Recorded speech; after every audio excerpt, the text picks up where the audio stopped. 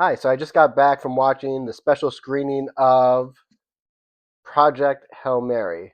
I know this is not the movie, this is the book. Um, I got invited to watch the movie for a screening at the IMAX, and right now I'm testing out these new labs from this one, inexpensive on Amazon. So far, they sound pretty good. Um, so I got to go see the movie. I went to go see it by myself. It was a packed theater. Um, I've been waiting for this movie since I saw the trailer. I think during Jurassic World Rebirth. I think back in July.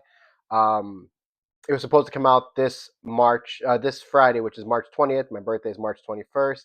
I was gonna go next week to go see it, but I saw an email pop up, and I couldn't wait. I went ahead and got the screening. Um, I didn't get a chance to read the book yet. I got this beautiful hardcover book. I like to watch the movies first, then read the book. I also like to listen to the audiobooks as well when I read the book, just to kind of get a triple sensation: movie, audiobook, and book. Um, the movie though was 2.5 hours long. Because I'm a screenwriter, I was watching my time. Um, when everything was going on, trying to see where things were hitting. I mean, everything was on point. The storyline was really cool. I love the back and forth storyline.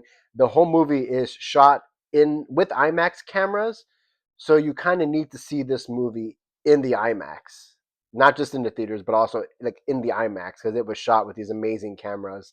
Um, uh, it's just not going to do it justice in the regular theater or even at home watching on streaming on your TV. Um, it was beautiful. I saw at the end of the credits there was two directors attached to this. They did an amazing job. You could tell they love movies from Stanley Kubrick, Steven Spielberg, Christopher Nolan because there was tons of references from all three of Interstellar, Close Encounters, some other Spielberg movies, and as well as 2001: A Space Odyssey. 2001, I just saw about a month ago for the first time, like in its entirety. So I'd have to do another video on that. I really really love that movie.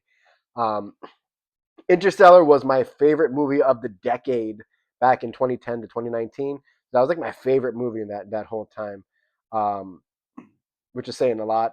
Christopher Nolan did a great job with that movie, but these guys really like didn't they did their own thing, especially using the book as a reference.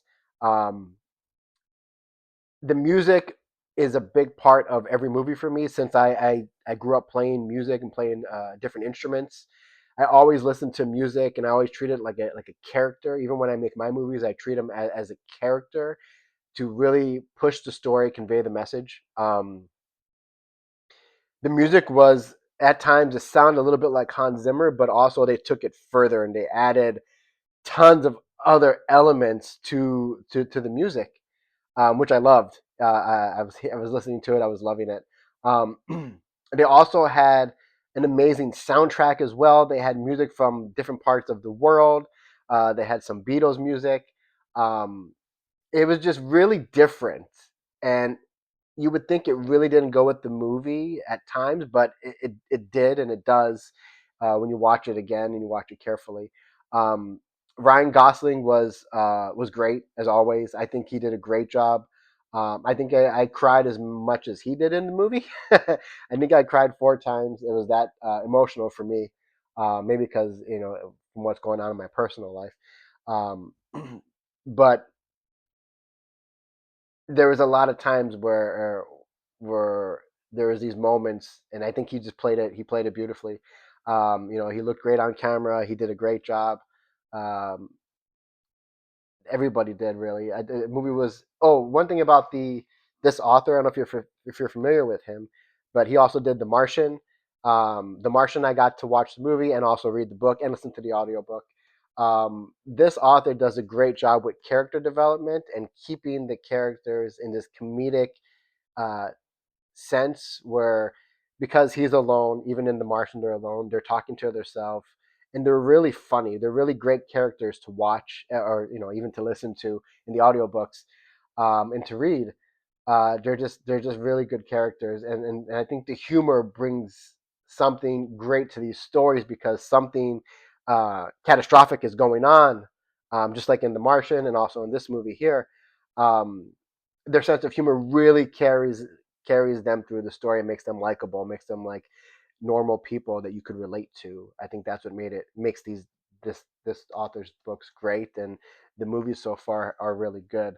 Um, so with this movie that just came out, I encourage you to go see it in theaters, but also make the effort to go to the IMAX since the whole movie was practically shot with the IMAX cameras, and you're going to get the best experience seeing everything. Um, Sound was great, music was great, acting was great. I didn't have anything really bad. Also, I was also waiting for this movie, so the little bit of anticipation kind of really helps me like the movie even more. So if you see it, let me know what you think.